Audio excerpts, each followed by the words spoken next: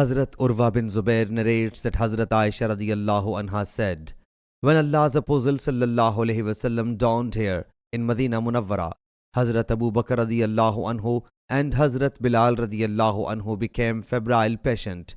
Hazrat Aisha radiyallahu anha says, I visited the booth and said, O father, how are you? And O Bilal, how are you?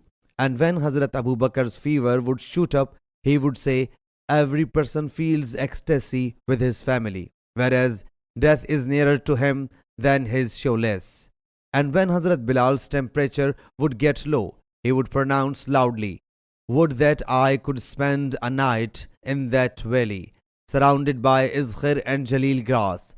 Will I ever pass by the water of Mijana and spy the mountains of Shama and Tafil?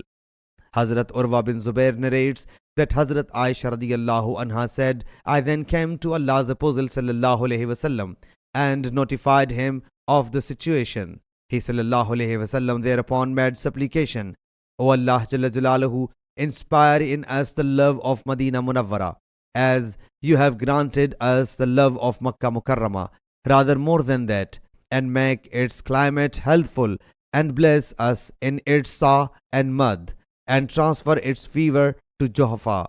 Sahih Bukhari, Hadith number 5677.